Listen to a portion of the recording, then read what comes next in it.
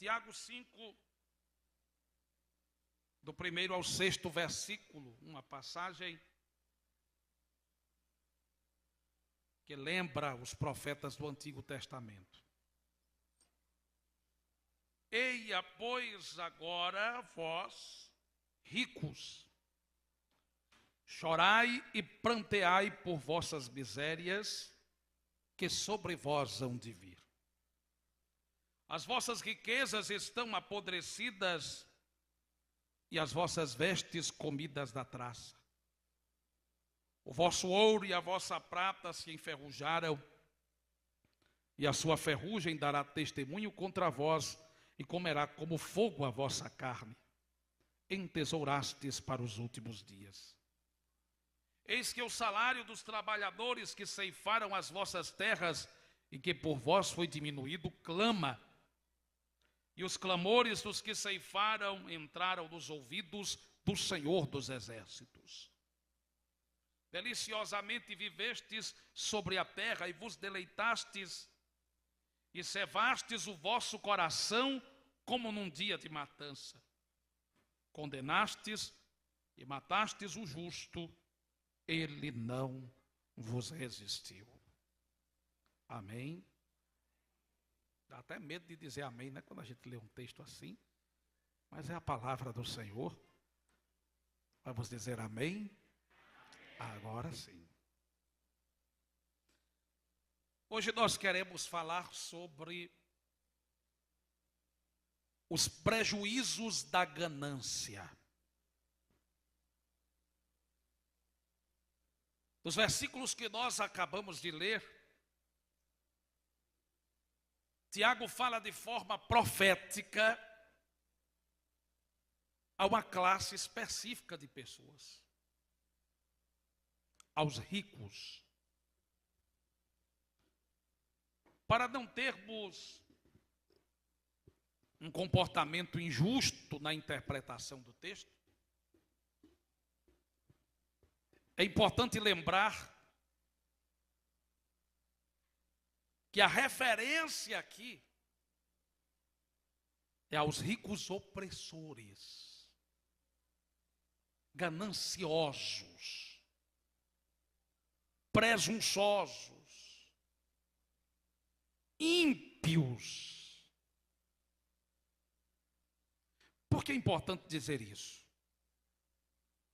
Para não gerar na consciência de quem estuda a Bíblia, ou de quem veio aqui aprender a palavra de Deus, que Deus é contra quem tem riquezas. Os patriarcas foram homens ricos. E há vários exemplos do Antigo Testamento de pessoas que tiveram grandes posses e uma grande quantidade de bens. E atribuíram sempre essas riquezas à bênção de Deus.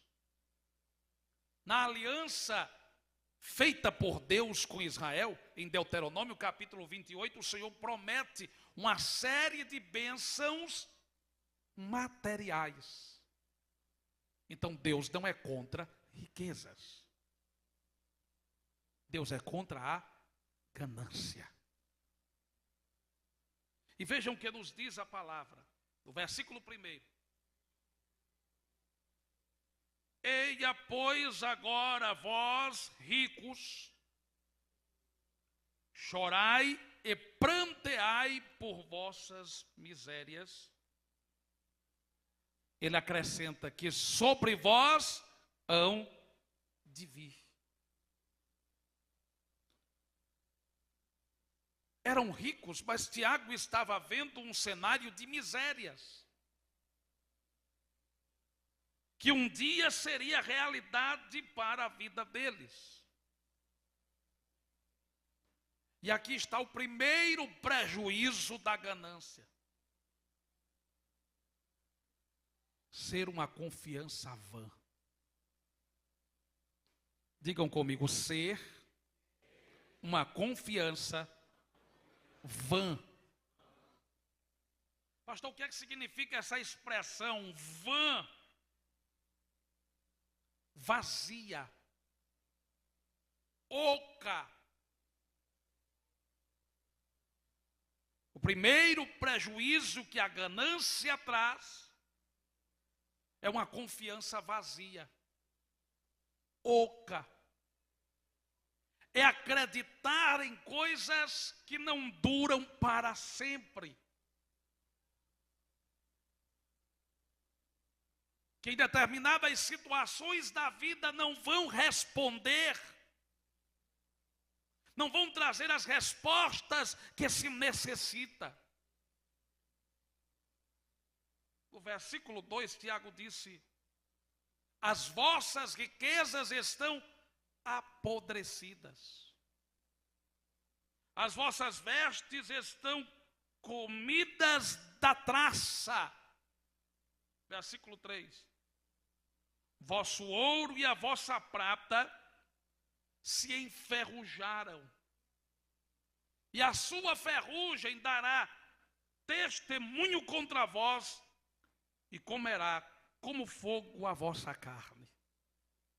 Entesourastes para os últimos dias. Está escrito: uns confiam em carros, outros confiam em cavalos, mas nós faremos menção do nome do Senhor nosso Deus. Nossa confiança não pode estar no dinheiro. Nós citamos em um dos cultos de doutrina o que o Senhor Jesus citou em Lucas, capítulo de número 12, quando alguém ficou tão envaidecido pelas colheitas que teve, que começou a conversar sozinho, a dizer para a sua própria alma: goza, desfruta dos bens que tens. Os projetos futuros eram enormes, até que se ouviu a voz: louco, esta noite te pedirão a tua alma, e o que tens, para quem será? As riquezas são passageiras, tão passageiras que Tiago viu ouro e prata enferrujando. Quem já viu isso? Ferrugem em ouro e em prata. Na verdade, o que ele está dizendo é: vocês gastaram tanto tempo para conseguir coisas preciosas, que em determinados momentos não vão valer de nada. Vai chegar a hora em que as vestes estarão apodrecidas, corrompidas, corroídas, e os metais preciosos serão como sem valor algum. Jesus trouxe um ensino para nos fazer entender onde deve estar o nosso coração. Ele disse: onde estiver o vosso tesouro, ali estará também o vosso coração. Mas antes de dizer isso, abram a Bíblia em Mateus, capítulo 6.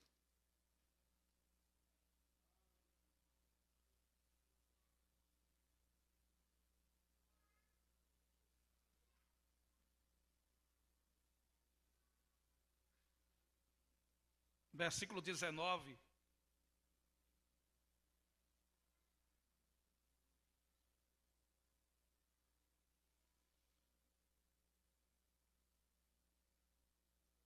Podem ler no 3. 1, 2, 3.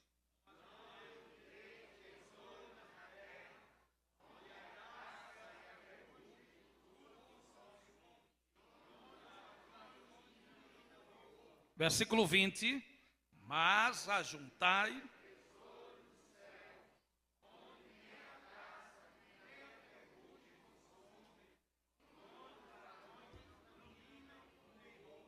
versículo 21.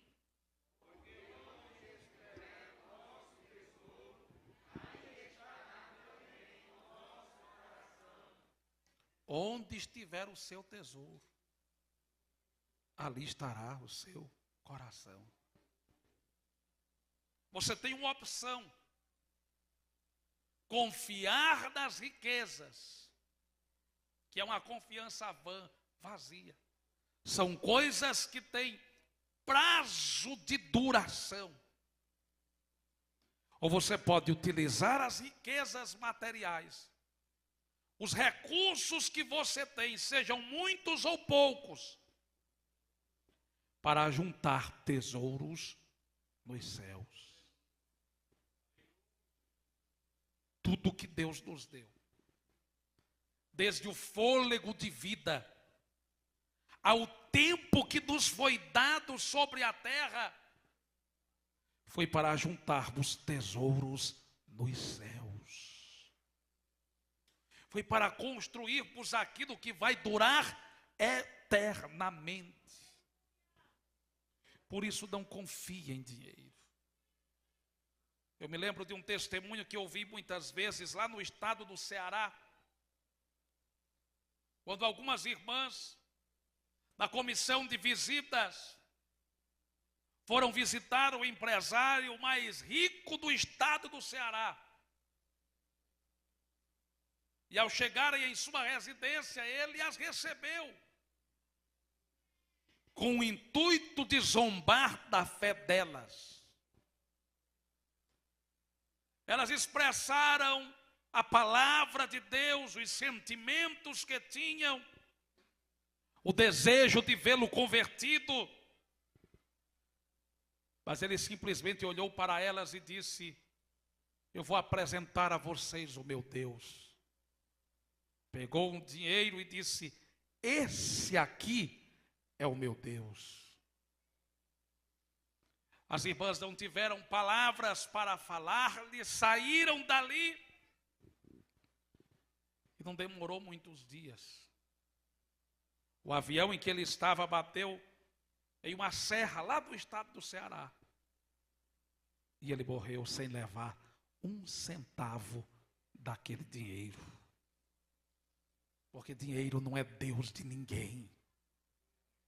Mas o nosso Deus é vivo, verdadeiro, santo, justo.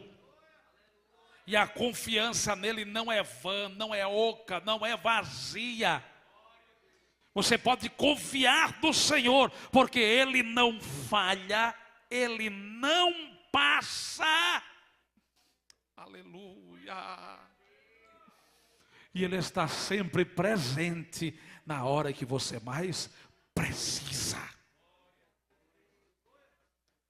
Segundo o prejuízo da ganância, a deformação do caráter.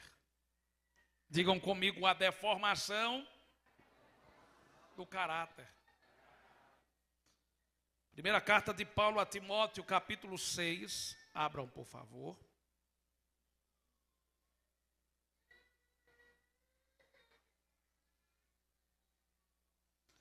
Capítulo 6, versículo 10. Segunda carta, não, primeira carta. Como é que diz o texto?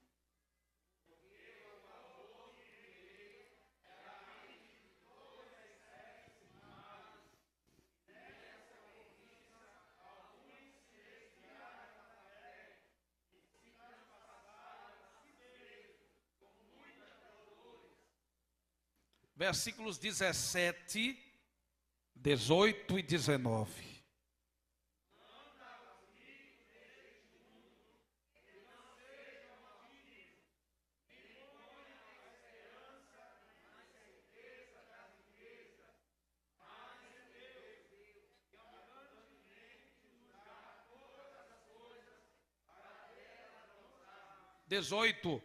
Que façam o bem, enriqueçam em boas obras, repartam de boamente e sejam comunicáveis, que entesourem para si mesmos um bom fundamento para o futuro, para que possam alcançar a vida eterna.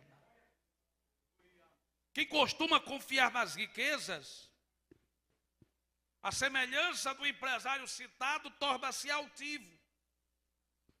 Põe a esperança em coisas incertas e estão sempre na desconfiança do amanhã. Nunca é suficiente o que tem, porque estão dizendo: estou preparando para amanhã, para as dificuldades que se apresentarem no futuro. Mas agora Paulo está dizendo: não ponham a esperança nisso. Confiem em Deus. Façam o bem. Enriqueçam não apenas os bolsos, enriqueçam as boas obras. Repartam de boa mente. Sejam comunicáveis. Há pessoas que, quando tem mais um pouquinho, não conseguem baixar nem o vidro do carro para falar com as pessoas. Mas Paulo está dizendo: sejam comunicáveis.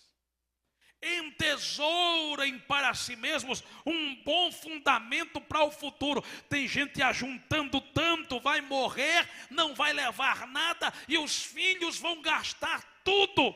Mas quem tesoura nos céus tem riqueza garantida para a eternidade. Mas agora do versículo 10, ele diz que o amor ao dinheiro é a raiz de toda espécie de males. Vejam que a palavra não está dizendo que o problema é o dinheiro. Está dizendo que é o amor ao dinheiro. Quero mostrar-lhes uma outra referência em Provérbios capítulo 1, versículo 19. Provérbios 1 e 19.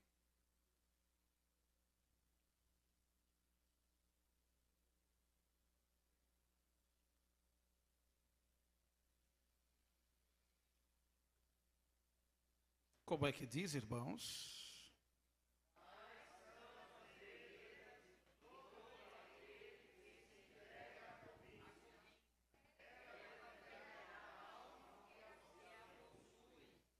Em outras versões diz assim: tal é a sorte de todo ganancioso, que este espírito de ganância o destrói. Por que há destruição para o ganancioso? Porque ele faz o que Tiago declarou aqui. Voltem para Tiago capítulo 5, versículo 4. Olha o que é que fazem. Leiam, por favor.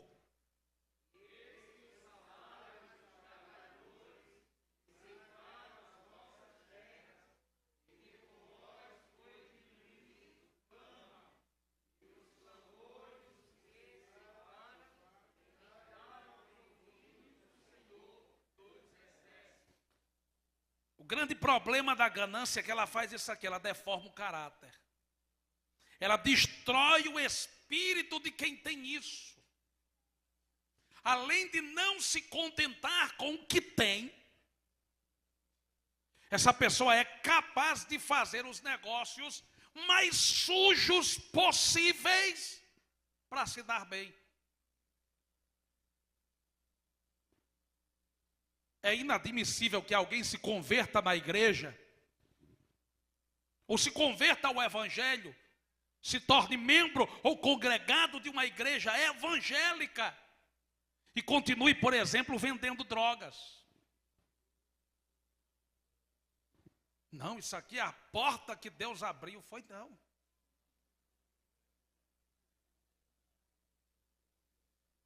Você é crente, mas ainda é escravo do jogo do bicho. É do bicho mesmo.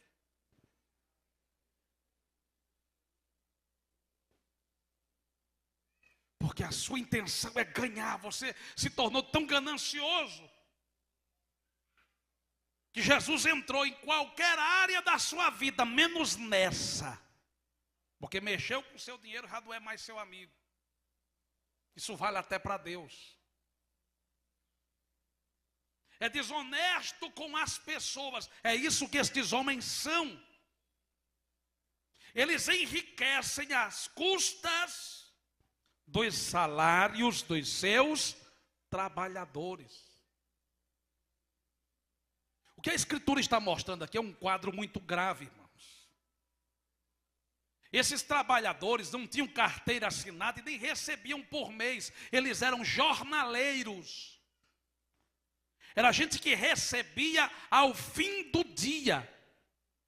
Jesus chegou a contar uma parábola dos trabalhadores que foram chamados para trabalhar desde o começo do dia, a madrugada, até o fim da tarde. E ao fim do dia, foi acertado com cada um deles o que tinha sido combinado. Mas esses ricos, denunciados por Tiago, eles estavam contratando trabalhadores, mas não estavam pagando. Estavam retendo. E é possível que eles continuassem trabalhando porque eles não tinham para onde ir. Ah, ele não me pagou hoje, mas eu vou amanhã, pode ser que ele me pague amanhã. Não me pagou o mês passado, mas ele vai pagar esse mês, a gente deixa para lá aquele mês que se passou. E alguém vai mentindo, colocando uma promessa. Mas Tiago disse assim: o clamor desses trabalhadores chegou aos ouvidos do Senhor dos exércitos. Há pessoas que, por morarem numa cidade pequena, onde não há fiscalização de leis trabalhistas, impõem trabalho escravo sobre outros, pagando muitas vezes valores insignificantes. Nós ouvimos casos de pessoas que trabalharam cerca de 2 meses experimentalmente sem receber salário, na esperança de ter uma carteira assinada depois de 2 e 3 meses, fazendo gente ganhar sem dar 1 centavo pelo trabalho. E eu não estou falando de outra cidade, não, eu estou falando de Tangará.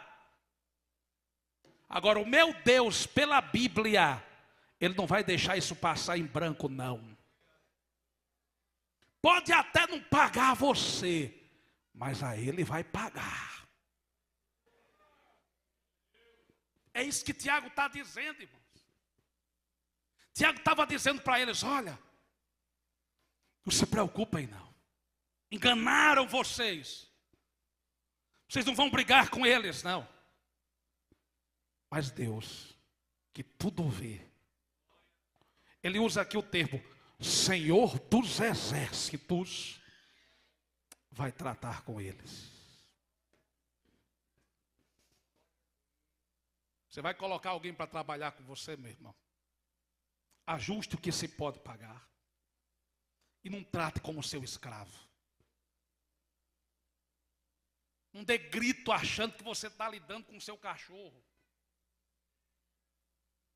Não humilhe como se você fosse alguma coisa maior ou superior a quem quer que seja. Porque nem eu e nem você somos nada. Tem gente que tem dificuldade até de oferecer o que está na mesa para quem está trabalhando. Isso é uma coisa seríssima. Está aqui a palavra. Pastor, o que é isso? Isso aqui é doutrina. Doutrina bíblica.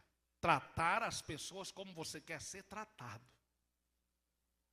Jesus disse: aquilo que quereis que os homens vos façam, fazei vós também.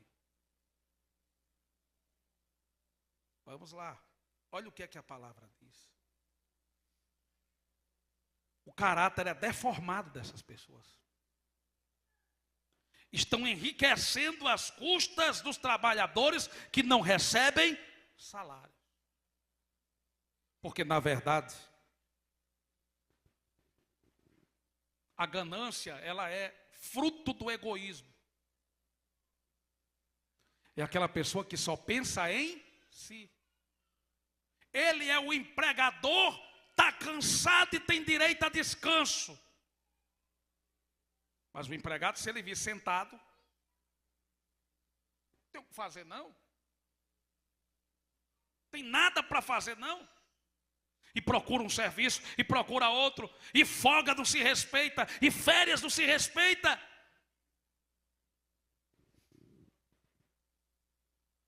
Por que que quem emprega tem direito a descansar e quem é empregado não tem direito a descanso?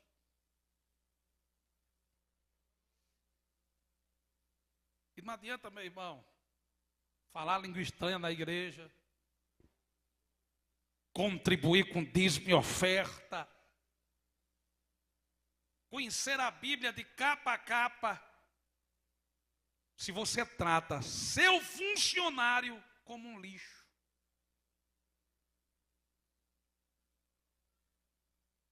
Sendo incapaz até de dar um bom dia, passa às vezes com a cara feia, parece que chupou limão a noite inteira. E a pessoa está lá fazendo as coisas e fica pensando, será que eu fiz alguma coisa com ele? Será que eu disse alguma coisa com ela? Não, meu irmão. Se é assim, tem que mudar. Ninguém tem obrigação de estar aguentando chateação, cara feia, piada. Porque você está com raiva do mundo. Trate bem. Não desconte suas raivas, suas frustrações e quem trabalha com você não. Não deforme o seu caráter pela ganância. Não pense só em você. Não seja egoísta. Não engane. Não minta. Aleluia. Não esqueça que você serve a Deus.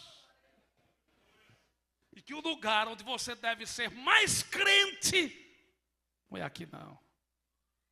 É dentro de casa. É onde você trabalha. É com as pessoas com quem você convive. Vamos lá. Hoje não parece que é noite de dar muita glória, não, né, irmão?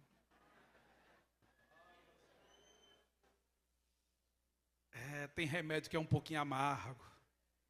Mas o importante não é o gosto do remédio. É se ele cura a doença. Não seja ganancioso não. Porque a ganância produz uma confiança vã. Não seja ganancioso. Porque todo ganancioso é um egoísta, só pensa em si mesmo. E há o risco de, por causa do amor ao dinheiro, deformar de tal maneira o seu caráter, a ponto de ser capaz de humilhar, maltratar, reter direitos. Tiago disse que eles entesouraram para os últimos dias, no versículo 3.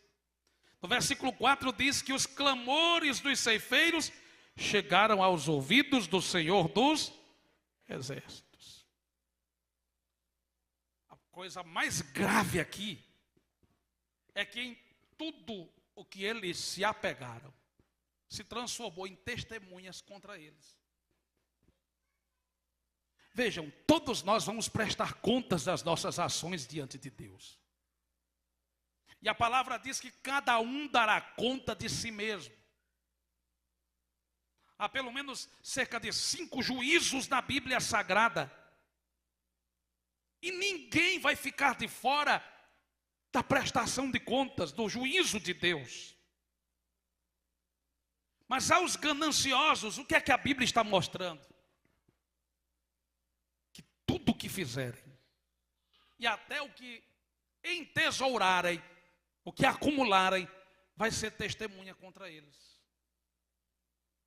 As vestes pelas quais gastaram tanto dinheiro sem poder, com propósito até de disputar com quem quer que seja, Tiago disse que estão rasgadas, envelhecidas, apodrecidas, serão testemunhas. O ouro e a prata que não serviram para ajudar ninguém, que não serviram para semear na vida de ninguém, apenas para que alguém olhasse para a conta e dissesse a quantidade de recursos que acumulou. A Bíblia diz que isso aqui está entesourado contra eles, vai servir de testemunho contra eles. As pessoas que enganaram, de quem se aproveitaram.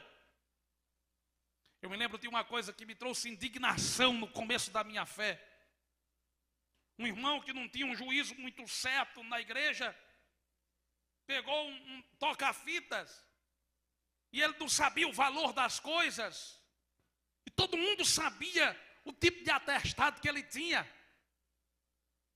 E quando ele chegou com esse som que valia, vamos dizer, R$100, e ele disse, eu vendo por 5.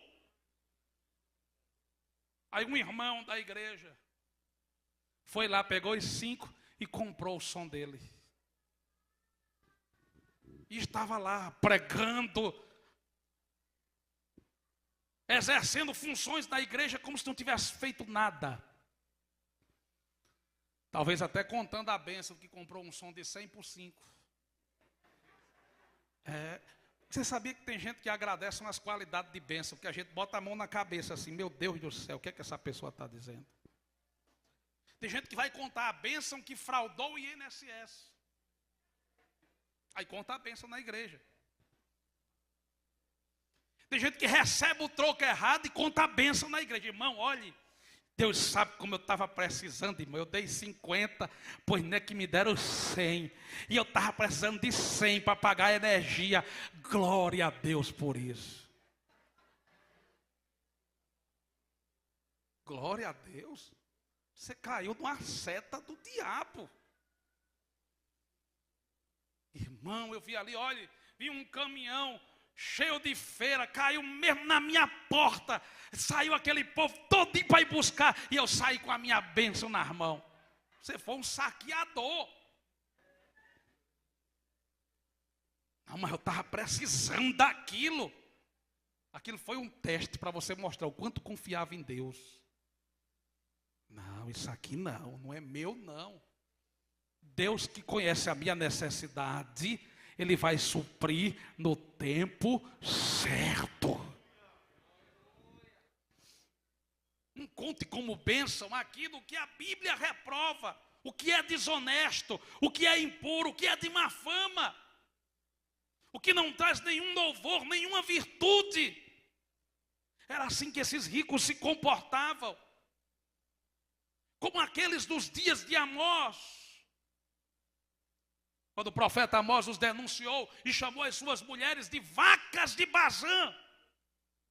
Pastor, um profeta chamou as mulheres de vaca? Chamou. E foi Deus que mandou ele chamar. Enquanto pecavam contra Deus, gastavam seus recursos desenfreadamente, pisando na cabeça dos pobres. Como assim? A riqueza delas vinha de injustiças.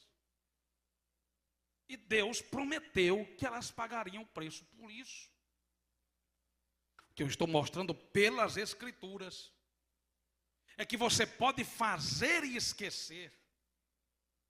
Você pode comprar, deixar o prego lá. Irmão, eu já tive comércio. E não foi só um não.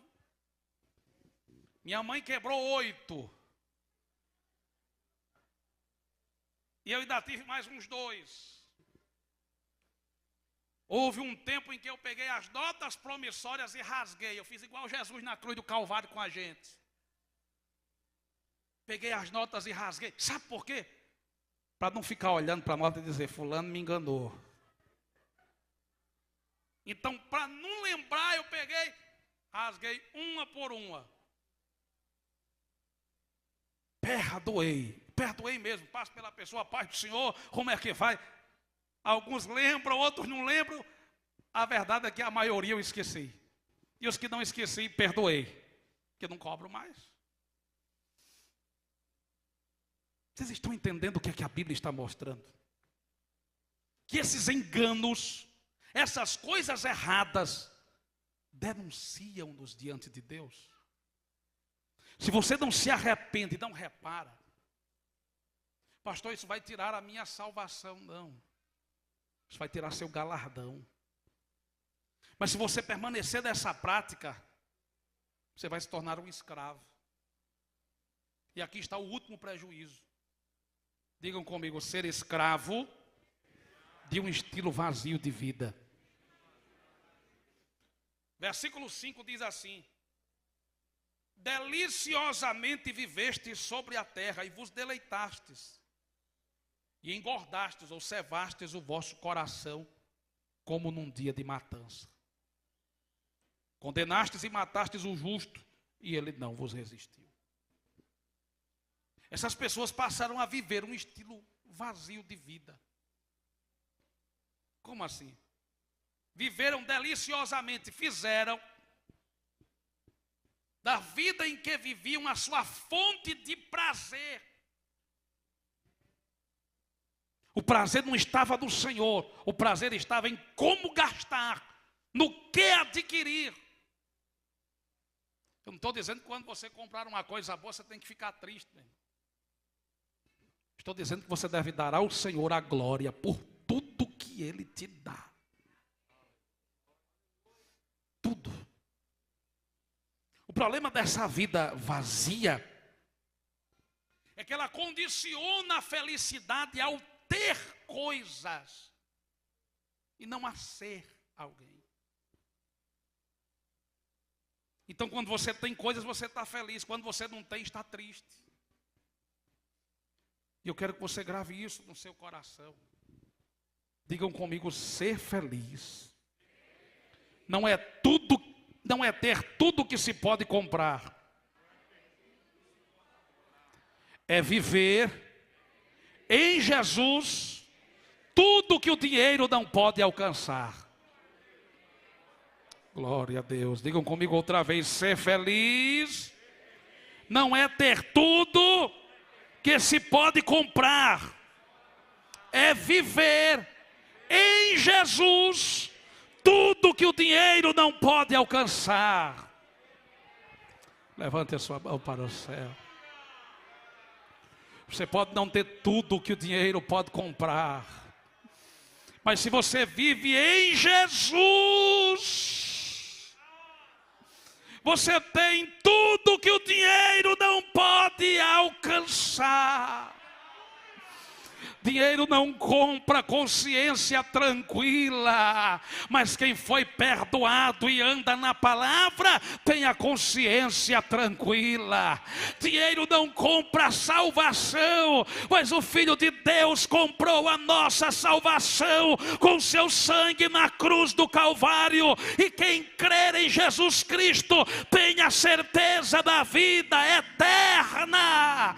Dinheiro não compra a alegria e a felicidade familiar, mas é bem-aventurado o homem que teme ao Senhor. Está escrito, e anda nos seus caminhos, ele feliz será, e tudo que fizer vai dar certo. Fique de pé neste momento.